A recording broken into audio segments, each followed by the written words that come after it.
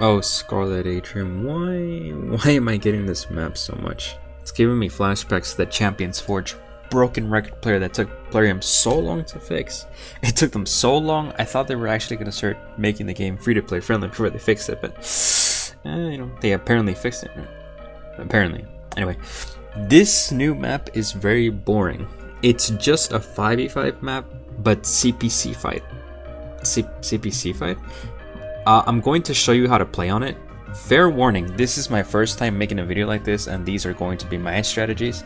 I'm only human, so these strategies aren't foolproof. They won't always work, but they will work most of the time. I hope. Alright, so here's the thing. With this map, there's only one of two options at the start. You either go to one of your home beacons, or you go to center.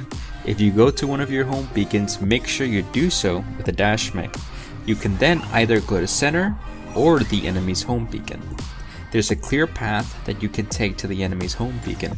However, bots usually go after your home beacons too, so you'll likely bump into one or two bots on your way there. The other option is to go to center after getting your home beacon. By the time you get your home beacon, center is either being captured or is captured.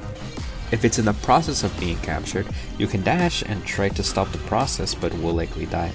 If the beacon is already captured, then there's really no point in going for it. You'll likely get obliterated by the bots and the player in such an open space. So I'd say that the best option is to go to the enemy's home beacon. That's only if you went to one of your home beacons to begin with. I think the best thing to do on this map is to go straight for center. Now you have two ways of approaching center. One, you can either go with a dash mech and hope you can get it before you die, or you can go for center and sit on this spot and shoot anyone that tries to go for it. I'd say option B is better. Your bots will undoubtedly get your home beacons, so there's no reason for you to go for them. And since center is right there after you spawn, you can eliminate the threat of a dash mech getting to center before you can defend it. You should spawn a sort of camping build, something that maybe has miniguns, graviton beams, or any type of sustained damage weapon, except for the hell on earths. As for the mech, your sustained weapons should always be with passive mechs such as Aegis, Orion, or Panther.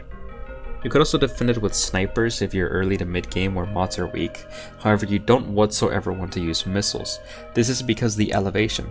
Missiles are good mainly because of their radius, and there's nowhere you could hit the missiles off of to inflict back damage.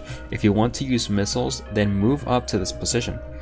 Here you have the best cover while being able to take advantage of the radius. You don't want to be higher up since the cover is not that good. These skinny poles aren't going to protect you from anything meaningful.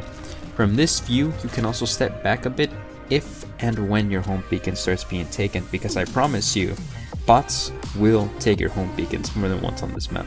And essentially, that's your plan for the match. Stay within this facility unless you need to go get center, in which case wait for the right moment to take it. The right moment is whenever there is no one focused on center. You can take a look at the top of your screen to see how many enemies are alive. You can wait for the time that 2 or 3 are out and go for center with little resistance. You can also go for it if you see that the enemy team has weak builds. Bots usually use stupid stuff like the hell on earth, so you can go for center when you notice that the bots don't pose much of a threat. That's essentially it. This map is not that complicated, so there's not much you can do anyway. However, I will have to go into more detail for other maps. I'll try to release one map strategy video a week. Stay tuned for those. I will also like to bring out something that I didn't bring up at the beginning of the video that I should have, which was these strategies are only going to focus from a single player perspective. This is a perspective, essentially, you queue up into a match by yourself and you get one other player on the enemy team, because the strategies would change if you had 2 versus 2, 3 versus 3, or a 5 versus 5, or just a you versus bots. You're gonna beat bots, so trust me, although sometimes it gets close. But all of these strategies and all these maps are going to be in the scenario that you load into a game by yourself and you fight one other player. So as you can see with Stormrax, I can just sit up here, and since I have the high ground on pretty much everything, I can just rain down on everyone. So for example, we have this whole right side to ourselves, so let's go mess these guys up over here. And since I'm on higher elevation, that EM rifle almost hit me. Since I have a higher elevation, I can easily kill these guys. Plus the fact that I have this Aegis shield accounts for the lack of protection with these skinny pulls, but even then, it's very dangerous to be up here this close.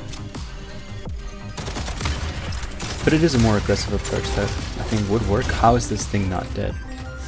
Okay. By the way, you can also get on top of these structures with lasering, but I don't think it's worth it. Because you are very much out in the open up there, the bots are gonna rail you like crazy. So. But that's only if you have stone mechs. If not, then don't worry about getting this close. Anyway, that's it. Yeah, bye.